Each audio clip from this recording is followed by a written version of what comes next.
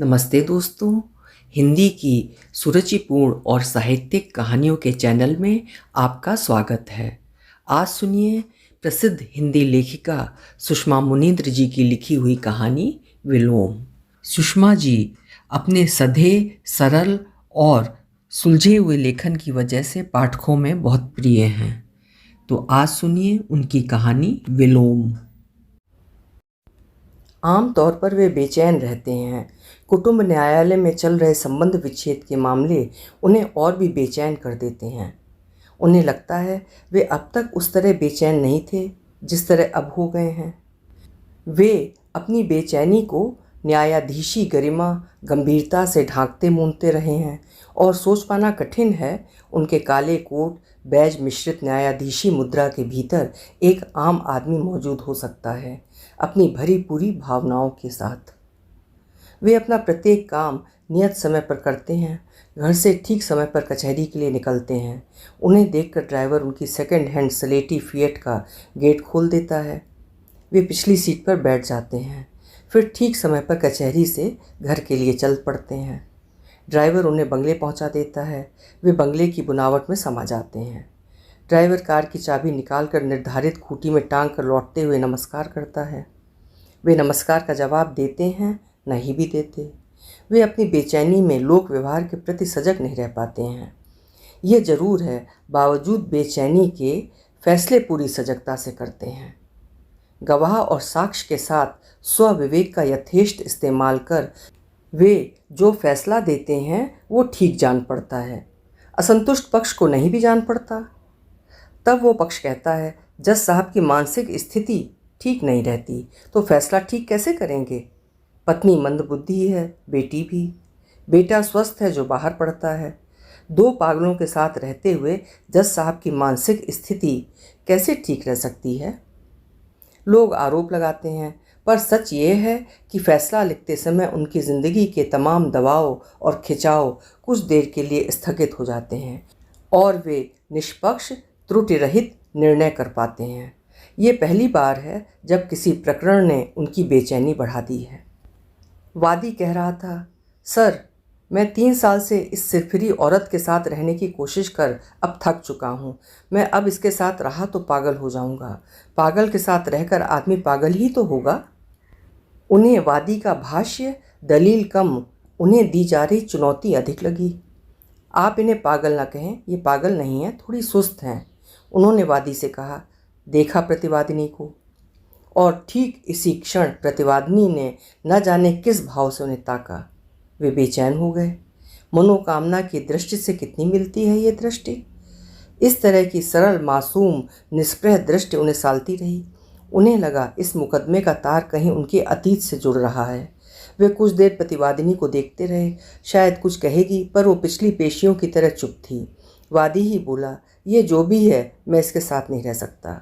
आप ही कहें, जिस मंदबुद्धि लड़की को उसके माँ बाप न रखना चाहें, भाई न रखे, उसे धोखे से दुराव छिपाव करके मेरे साथ क्या इस उम्मीद से बांध दिया गया है कि मैं इसको अपने साथ रखूँगा ही। क्या 7 फेरों का बंधन जन्म के बंधन से भी अधिक विश्वसनीय होता है। लड़की की शादी इतनी ज़रूरी क्यों होती है कि छल से, बल से, धोखे से उसे ब्याहना ही है। फिर वह छोड़ी हुई स्त्री के रूप में भले ही मायके में शरण पा जाए, पर एक बार तो उसे ब्याहना ही होगा। उन्होंने चौंक कर वादी को देखा। भीतर लंबित पड़े प्रश्न जीवित हो उठे। तो आपके साथ धोखा हुआ? आपको इसके माता पिता ने छला या आपके माता पिता ने? ऐसा तो नहीं, आपके विवाह को जीवन भर भुनाते रहने के गुणन फल में माता पिता ने पूरी सजगता में ही आयोजन किया। क्या इस पागल के एक समर्थ, समृद्धिशाली चाचा हैं जिनकी अनुकंपा से आपको और आपके भाइयों को प्रतिष्ठित पद हासिल हुए? आपके हिस्से में पागल आई और आपके भाइयों व कुटुंब के लिए प्रगति और विकास के रास्ते खुल गए। पर वादी पूछेगा, ये सब आप कैसे जानते हैं? तब क्या कहेंगे? वे आज भी कहीं अतीत में अटके हुए हैं। वे हैरान होकर वादी को देख रहे थे। वादी पत्नी को छोड़ पाने का फैसला कैसे कर पा रहा है? ये ऐसा व्यवहारिक, बल्कि साहसी, बल्कि निष्ठुर कैसे हो पाया? वे क्यों नहीं हो पाए? शायद इसलिए कि एक समान स्थितियों का सामना सभी एक समान भाव से नहीं कर पाते। शायद इसलिए कि उनके जीवन का घटित 70 के शुरुआती दिनों का है और वादी 21वीं सदी का हौसला रखता है। 30 वर्ष, पूरे 30 वर्ष, समय का पूरा खंड गुजर गया है। आचार विचार, जीवन शैली, चेतना, सोच, ध्येय में जबरदस्त परिवर्तन हुआ है। आज के स्वप्नजीवी फास्ट दोयम दर्जे को नहीं सहते, वादी कह रहा था। जिंदगी एक बार मिलती है और अपनी ज़िंदगी के प्रति मेरी एक जवाबदेही है। मेरी मानसिक स्थिति पर दुष्प्रभाव पड़े, मैं ये नहीं होने दूंगा। उन्होंने पुनः प्रतिवादिनी को देखा। बड़ी दुविधा है। उनकी सहमति वादी से है तो सहानुभूति प्रतिवादिनी से। दंड भले ही इसे मिले पर अपराध इसका नहीं है। ये अपने लिए कोई फैसला न कर पाई होगी, दूसरों के द्वारा किए गए फैसले को पूरी तीक्ष्णता और आवेग के साथ समझ न पाती होगी। तभी तो जब इसके परित्याग की स्थिति बन रही है तब भी इस चेहरे में विवशता तो दिख रही है, वेदना नहीं। उन्हें प्रतिवादिनी और मनोकामना के चेहरे गड्ढमड्ढ होते जान पड़े। वे मनोकामना की त्रुटि पर उसे दुत्कार कर क्षमा करते रहे हैं, क्योंकि वो त्रुटि करने के तुरंत बाद अपने अपराध बोध से भयभीत हो जाया करती थी और वे उसके साथ बसर करें न करें के द्वैत द्वंद्व में किसी स्वचालित प्रक्रिया की तरह वर्ष गुजरते रहे। उन्हें जब भी लगा अब मनोकामना को ढूंढना आसान नहीं, ठीक उन्हीं क्षणों में वो उन्हें पता नहीं कैसी निरपराध दृष्टि से ताकने लगती है। वे हड़बड़ा जाते हैं। इससे मुक्त होना सरल हो सकता है, इसकी दृष्टि से नहीं। ये दृष्टि उन्हें सालती रहेगी। पीछे लौटें 70 के दशक के प्रारंभ में तो वे घुंघराले बालों वाले, लापरवाह, खूब ठठाकर हंसने वाले रसिक चित्त युवा हुआ करते थे, जिसका प्रत्येक काम समय चूक जाने के बाद ही हुआ करता था। उन दिनों वे पूरक परीक्षाएं देते देते नए नए विधि स्नातक हो नौकरी की प्रतीक्षा करते हुए पिताजी के जाफरी वाले सरकारी क्वार्टर में बैठे थे। उनका मुख्य समय जाफरी वाले बरामदे में बीतता था, जहाँ से बाहर की गतिविधियों को परखते उन्होंने परखा था। ठीक सामने के क्वार्टर में रहने वाले पंचायत अधिकारी चौबे जी की बड़ी पुत्री प्रकृति चौबे BA अंतिम वर्ष चुस्त कुर्ता सलवार पहनकर ठीक 10 बजे कॉलेज जाती है। वे अपने घुंघराले बालों को तबीयत से संवार कर प्रकृति का पीछा करते हुए प्रकृति के उपासक बन बैठे। तदुपरांत वे दोनों अपनी अपनी जाफरी से एक दूसरे को देखने टोहने लगे। जातिगत आधार पर दोनों द्विज परिवारों में मेल मिलाप होने लगा। वे और प्रकृति उम्र के लिहाज से एक दूसरे के घर नियमित रूप से नहीं आते जाते थे। उनके दोनों छोटे भाई देवव्रत और देशव्रत प्रकृति के घर जाते और प्रकृति की बहनों के साथ कैरम खेलते थे। वे जब भाइयों से पूछते, तुम्हारी प्रकृति दीदी मेरे बारे में कुछ पूछती हैं, तब भाई उन्हें विचित्र भाव से देखते। भैया प्रकृति दीदी तुम्हें क्यों पूछने लगी? वे तो हम दोनों को पूछ रही थी कल खेलने क्यों नहीं आए। तुम नहीं समझोगे, कहकर वे जाफरी से जा लगते। उनके क्वार्टर की फेंस में जंगल जलेबी का विशाल वृक्ष था जो प्रकृति की बहनों को ललचाता था। गर्मी में लंबी कुंडलाकार लाल फलियां फटती और उनके भीतर के सफ़ेद मांसल मोटे बीज झांकने लगते। वे बांस में हंसियां बांध स्टूल पर चढ़कर जंगल जलेबी तोड़ते। उनके भाई पैंट की जेबें और प्रकृति की बहनें फ्रॉक भर लेती। बहनें जब फ्रॉकें भरे घर पहुंचती तब प्रकृति पूछती, तुम्हारे सदाव्रत भैया मेरे बारे में कुछ पूछ रहे थे? बहनें चकित हो जाती। वे तुम्हें क्यों पूछने लगे दीदी? वे तो हमें पूछ रहे थे कि कल शाम तुम सब कहाँ जा रहे थे। तुम नहीं समझोगे, कहकर प्रकृति जाफरी से जा लगती। प्रेम का परिपाक तैयार होता ठीक इसके पहले सदाव्रत का विवाह तय हो गया। प्रकृति की माँ हड़बड़ी में सदाव्रत के घर गई थीं और बढ़े हुए अचरज के साथ घर लौटी थीं। प्रकृति, हम तो सोचते थे पूरक परीक्षा देकर किसी तरह पास हुए बेरोजगार लड़के के पास अच्छे प्रस्ताव नहीं आएंगे, पर देखते हैं सदाव्रत का ब्याह तो कानून मंत्री की भतीजी से हो रहा है। पांडे जी पता नहीं कहाँ से क्या गोटी बैठा लेते हैं। पढ़ाइन हैं बड़ी किस्मत वाली। प्रकृति की समझ में नहीं आया था माँ अचरज व्यक्त कर रही हैं या संताप। वो बरामदे में जाकर जाफरी के पार झांकती रही थी। उधर जाफरी खाली थी। सदाव्रत असहज थे। प्रकृति के साथ कोई अलिखित अनुबंध था या बेरोजगार के लिए वो भव्य प्रस्ताव उन्हें अस्वाभाविक लग रहा था। पारिवारिक संस्कार के अनुसार वे पिता से बहुत कम बोलते थे, पर माँ के सामने संशय रखा था। मनोकामना बड़े घर की लड़की, मैं बेरोजगार माँ उसका निजी सचिव बन जाऊंगा और वो तुम्हें अपना खादिम बना लेगी। उसकी निरक्षर माँ अनुभवी चतुरता से हंसी थी। तो बन जाऊंगी?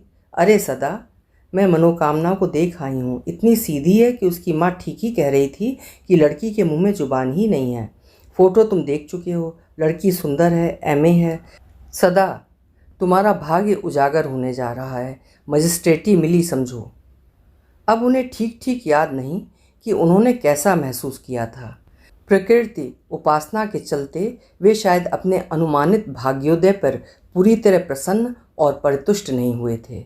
उनमें कुछ तो खास है, तभी भव्य प्रस्ताव आया है वाला विशिष्टता बोध भी उस तरह प्रस्फुटित नहीं हुआ था जिस तरह हो सकता था। कुछ तारीखें महज तारीखें नहीं होती, बल्कि संपूर्ण जिंदगी का अंतिम फलादेश होती हैं। माँ पिताजी उत्सव मना रहे थे। इधर वे प्रथम रात्रि को ही जान गए थे कि मनोकामना का मानसिक विकास मंद है। वो स्थितियों को वयस्कों की भांति नहीं देखती जानती समझती है। मनोकामना ने लाल ब्लाउज के भीतर गाढ़ा नीला ब्लाउज पहन रखा था जो गले के पास बाहर झांक रहा था। 2 ब्लाउज क्यों पहने हैं? सदाव्रत चकित थे। मास्टर डिग्रीधारी को वस्त्र धारण करने का ज्ञान नहीं है? माँ को छोड़कर आई हूँ तो डर लग रहा है, ठंड भी। मनोकामना इतनी झुककर बैठी थी कि मानो अपने में समा जाएगी। डरो मत, यहाँ तुम्हारे अपने लोग हैं। अच्छा, एमए हिंदी साहित्य में किया है ना? वे जानते थे, पर कुछ तो पूछना ही था। First division. चाचा जी कॉपी बनवा देते थे।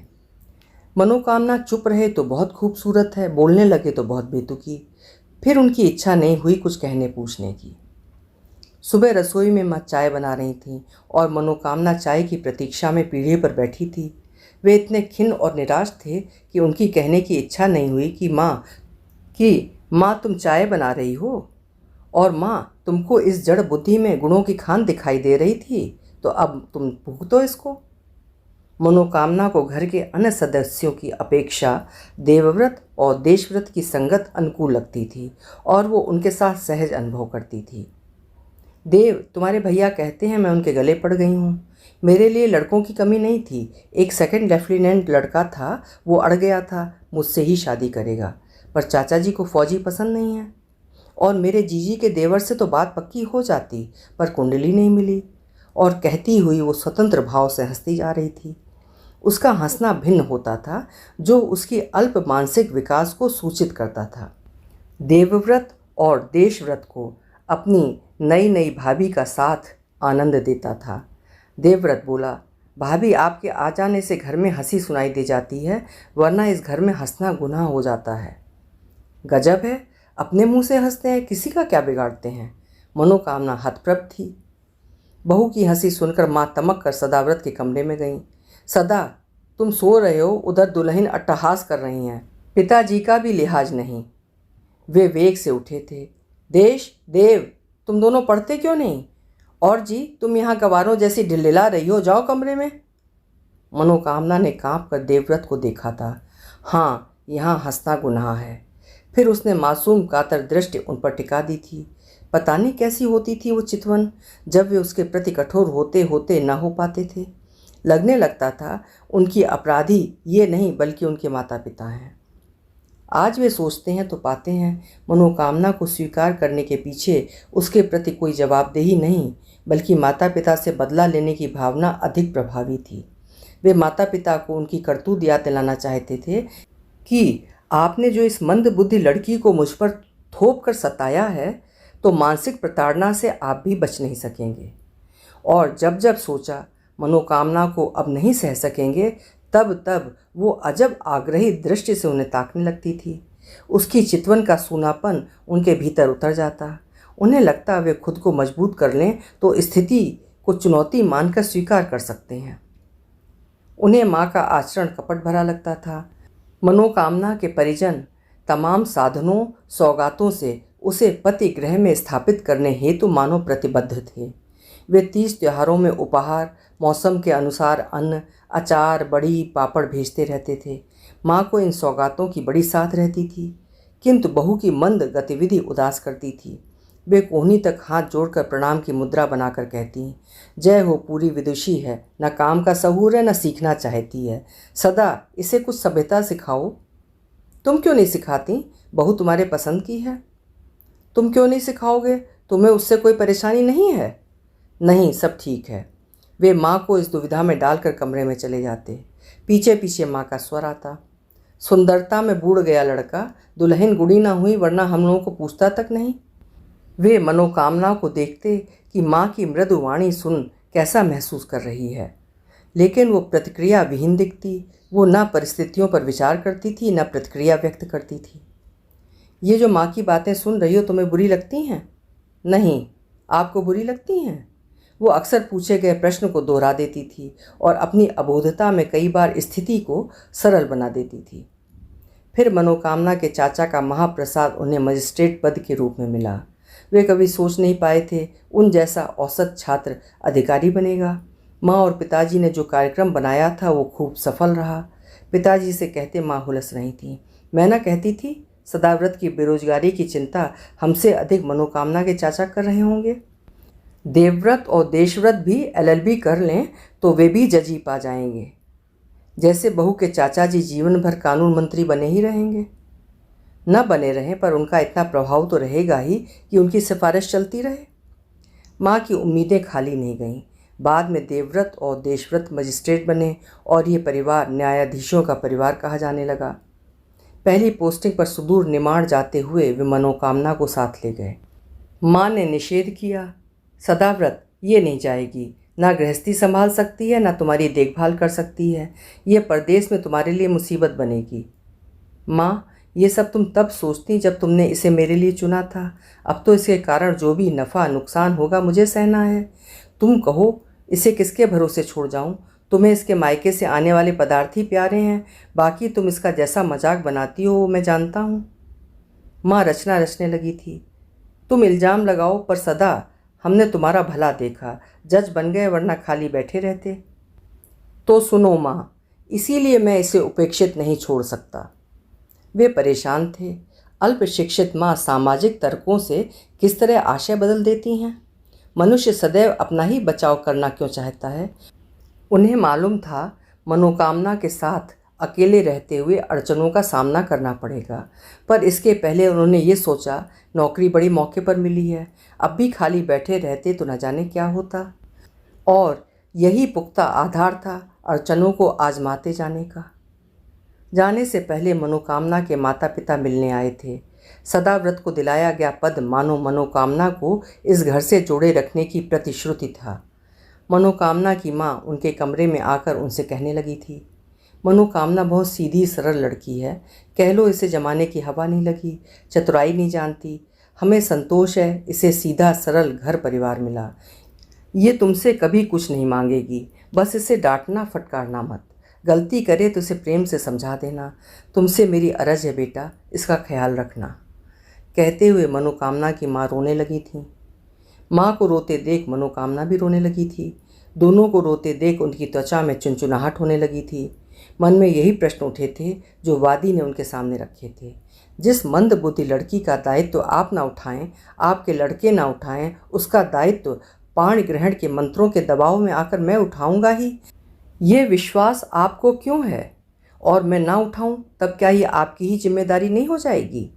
लड़की की शादी इतनी ज़रूरी क्यों होती है कि फिर वो छोड़ी हुई स्त्री के रूप में भले ही मायके में शरण पा जाए, पर एक बार तो उसे ब्याहना ही होता है? क्या इसीलिए कि शायद धुप्पल में काम बन जाए? कुछ नहीं कह सके थे। वे वादी की तरह साहसी कभी नहीं रहे। उनका अनुशीलन, उनकी शिष्टता ही उनकी सबसे बड़ी दुर्बलता बन जाती थी। माँ, मैं बुरी हूँ, बेवकूफ़? मनोकामना ने सहसा अपनी माँ से पूछा था। बिल्कुल नहीं, तुम तो भली लड़की हो, छल कपट नहीं जानती। तुम तो लक्ष्मी हो, तभी सदाव्रत को इतना अच्छा पद मिला है। ये बात उन्होंने अनायास कह दी या सायास? तो क्या ये आभास दिलाने आई हैं कि सदाव्रत तुम्हारा बढ़ गया रुतबा मनोकामना के ही कारण है? तो अब उन्हें उपकार लाद कर ही जीना होगा। वे एकाएक अशिष्ट की तरह कमरे से बाहर निकल गए थे। उस अपेक्षाकृत छोटी और अविकसित तहसील में वे मनोकामना के साथ रहने का उद्यम करने लगे। मनोकामना कभी आक्रांत चुप्पी में जड़ीभूत सी पड़ी रहती, जैसे कोई बेआवाज डर उसे घेर रहा है। कभी धीमे स्वर में खुद से बातें करती, कभी मेहरी के साथ खुलकर हंसती, डपटने पर सहम कर अपराध बोध से सर झुका लेती। पैसे का हिसाब वो भूल जाती, फलतः वे पैसे अपने पास रखते और सारे भुगतान स्वयं करते। किसी भी स्थिति पर पूरी तीक्ष्णता और आवेग से न सोचते हुए वो दबाव मुक्त रहती थी। शायद इसीलिए आज जब समय के दबाव दुष्प्रभाव से जूझते हुए उनके माथे पर महीन रेखाएं और आँखों के आसपास सिकुड़न दिखने लगती है, मनोकामना के चेहरे में आज भी सच्चाई और मासूमियत नजर आती है। मनोकामना को सख्त आदेश देकर किसी आगंतुक के लिए द्वार न खोले, वे कचहरी चले जाते थे। जानते थे उनके आदेश का पालन करते हुए मनोकामना द्वार बंद कर खुद से ही बातें करते हुए सो गई होगी, या आंगन में कुर्सी डालकर बैठी हुई शीशम के पेड़ की ऊंचाई को ताक रही होगी, या विविध भारती में फिल्मी गीत सुन रही होगी। फिर भी उन्हें लगता था आज शाम जब घर पहुंचेंगे वहाँ कुछ ना कुछ होगा। वे मस्तिष्क में दबाव महसूस करते और सोचते जल्दी ही वे भी मनोकामना की श्रेणी में पहुंच जाएंगे। उस छोटी जगह में अफसरों की खबरें तेजी से फैलती पसरती थीं। बाई जी का दिमाग ठीक नहीं, जज साहब पाई पाई का हिसाब रखते हैं। पत्नी शादी के पहले ऐसी ही थी या बाद में हुई? जज साहब खूब निभा रहे हैं, और कोई होता तो छोड़ देता। बातों के अलक्षित आभास और प्रतिध्वनियों को वे भांप लेते, पर किसी से कुछ ना कहते। किसी से कुछ ना कहना पड़े इसलिए लोगों से मिलना जुलना टालते रहे, और जब कभी ना टाल सके तब कहा, हाँ मनोकामना कुछ सुस्त है, पर एक इसी कारण हम उसे समाज से परिवार से बेदखल नहीं कर सकते। सच कहूँ तो मैं इस दुनिया के किसी एक पीड़ित को सहयोग कर पा रहा हूँ, सोचकर शांति मिलती है। ये कहकर वे खुद को साबित नहीं करना चाहते थे, बल्कि किसी के सामने कमज़ोर नहीं पड़ना चाहते थे। आज सोचते हैं तो पाते हैं, परिस्थितियाँ जब घेरती हैं और जहाँ से छूट भागना आसान नहीं होता, मनुष्य उस घेराव में भी कुछ ना कुछ अपने पक्ष का पा लेता है। उनकी न्याय की प्रति पकड़, ईमानदारी, निष्ठा इसीलिए बनी कि उन्होंने अन्याय सहा है। अपनी बेचैनी के बावजूद वे सचेष्ट रहते हैं कि उनकी कलम से त्रुटिपूर्ण फैसला न हो। स्थितियों की निर्ममता आखिर कितनी हो सकती है? जांचते हुए उन्होंने वो असाधारण ताकत पाली जब कुछ भी उन्हें थकाता नहीं था। उनकी चिंता तब अवश्य बढ़ गई जब मनोकामना गर्भवती हुई। ये कोई गलती न कर बैठे कि गर्भस्थ शिशु को क्षति पहुँचे। संतान के रूप में उन्हें उनके हिस्से का सुख मिलने जा रहा है। वे किसी भी माध्यम से थोड़ा सा सुख, आराम, निश्चिंतता पाना चाहते हैं। उत्सवों, ऋतुओं, मौसमों को महसूस करना चाहते हैं।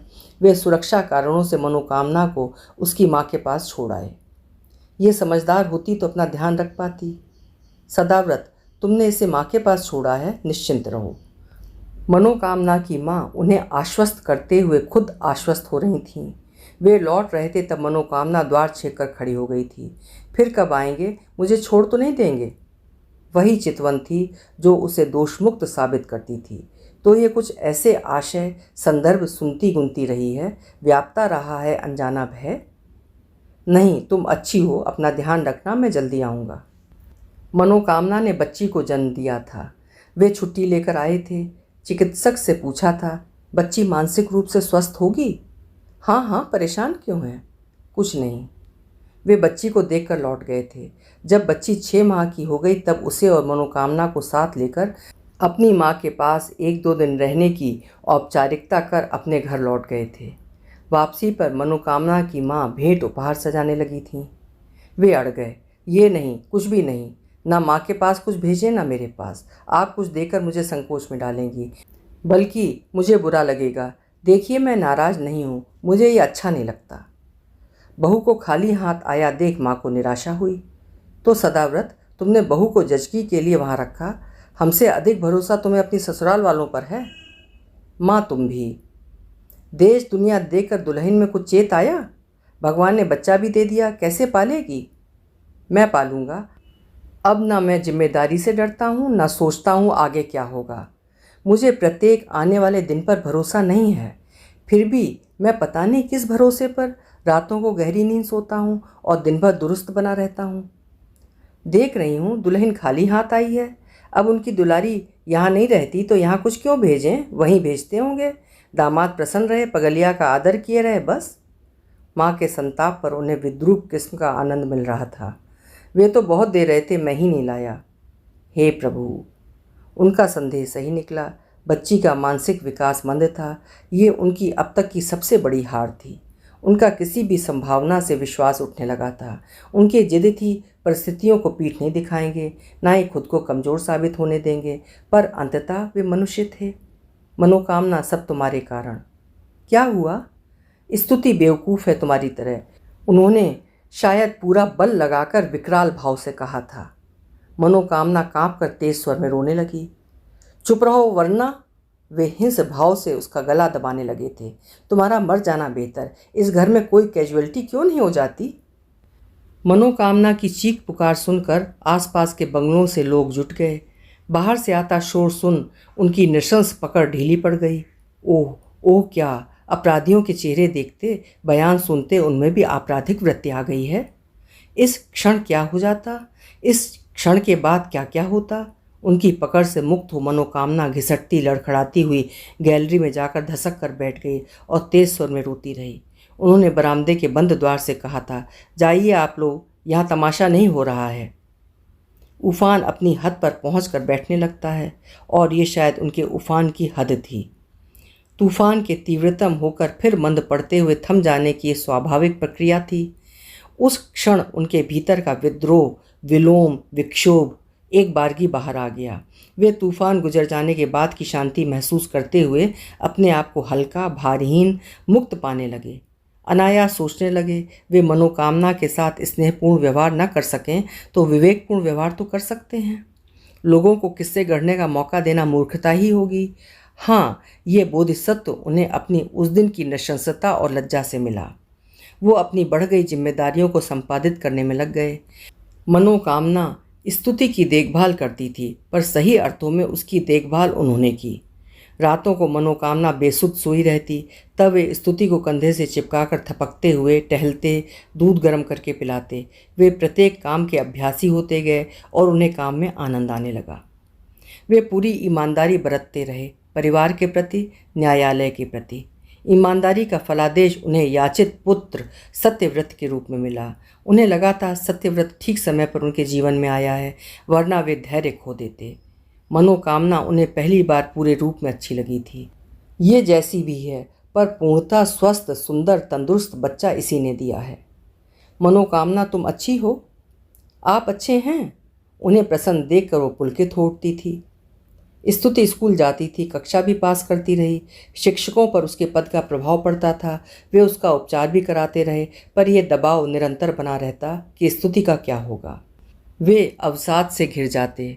स्तुति को जिस चिकित्सक को दिखाते थे उससे पूछा था, मेरी अकारण मौन बैठे रहने की इच्छा क्यों होने लगी है? चिकित्सक ने उन्हें वही दवाइयाँ लिख दी थी जो स्तुति को लिखते थे। तो क्या वे भी? वे अचकचा कर उठ खड़े हुए थे। मस्तिष्क पर पड़ने वाले दबाव को रोकना होगा, कुछ अच्छी बातें सोचनी होंगी। उन्हें कुछ हो गया तो क्या होगा इन सब का? सत्यव्रत को इस माहौल से दूर रखना होगा। वे इसे ग्वालियर के सिंधिया स्कूल में डाल आए। आज जब वे लंबी पारी खेल चुके हैं, तब सोचते हैं उन्होंने परिस्थितियों को जितना कठिन समझा, वो उससे कहीं अधिक कठिन थीं। उन्हें अचरज होता है वे माँ और बाप दोनों की साझा भूमिका को कैसे पूर्ण कर पाए। अब उन्हें एक ही चिंता है, स्तुति का क्या होगा? इसका विवाह कैसे होगा? कोई विकल्प, कोई सद्गति बच गई है इसके लिए? होगा कोई उसके माता पिता जैसा लोभी? होगा कहीं कोई लड़का जो परिस्थिति को उनकी तरह मिशनरी भाव से ले ले?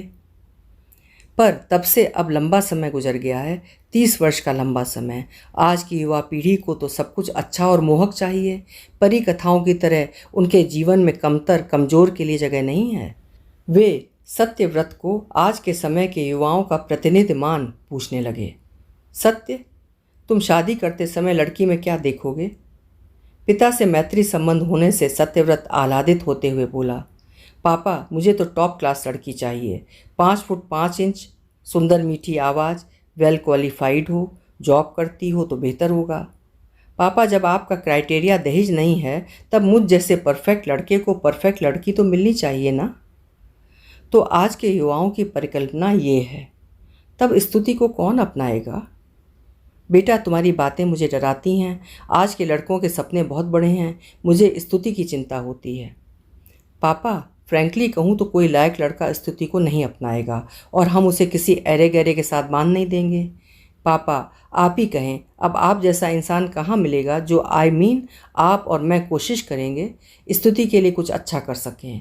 कोई प्रस्ताव जमेगा तो ठीक, वरना क्या लड़की की शादी इतनी ज़रूरी होती है? बार बार आता रहा ये प्रश्न उनके सामने। पापा, मैं हूँ ना, मुझ पर भरोसा कीजिए। मैं स्तुति का ध्यान रखूँगा, ठीक वैसे ही जैसे आप रखते हैं। वे जानते हैं कि सत्यव्रत ईमानदार है। वो अपनी माँ और बहन को लेकर हीनता या तनाव से ग्रस्त नहीं है। उन्हें उस पर भरोसा है, पर वे पूरी तरह आश्वस्त नहीं हो पाते। एक दिन सत्यव्रत का विवाह होगा, आने वाली का घर में साम्राज्य हो जाएगा। जरूरी नहीं वो स्तुति को वैलिड माने। तब तब क्या आजमाने के लिए स्तुति का विवाह करना चाहिए? शायद धुप्पल में काम बन जाए, और ना बने तो वे बेचैन हो जाते हैं। अदालत में इन दिनों चल रहे प्रकरण ने उनकी बेचैनी बढ़ा दी है। उन्होंने मेल मिलाप की बहुत कोशिश की, पर वादी उनकी तरह सहिष्णु नहीं है। वे वादी प्रतिवादिनी दोनों के साथ न्याय करना चाहते हैं। एक असंभव स्थिति। एक के प्रति किया गया न्याय स्वतः दूसरे के प्रति अन्याय हो जाएगा, और इस कुर्सी पर पीठासीन होने की बाध्यता ये फैसला देना ही होगा। और ये पहली बार होगा जब वे अपनी कलम के विलोम होंगे। कलम वादी के प्रति न्याय करते हुए फैसला देगी, और उनकी इच्छा है प्रतिवादिनी की जीत हो। अभी आप सुन रहे थे सुषमा मुनींद्र जी की लिखी हुई एक बेहद सुलझी हुई कहानी विलोम। आशा करती हूँ कि कहानी आपको भी पसंद आई होगी कि व्यक्ति परिस्थितियों का दास होता है। कुछ लोग उससे एडजस्ट कर लेते हैं और कुछ लोग गिव अप कर देते हैं। फिर मिलेंगे। आपका समय शुभ हो, सुंदर हो।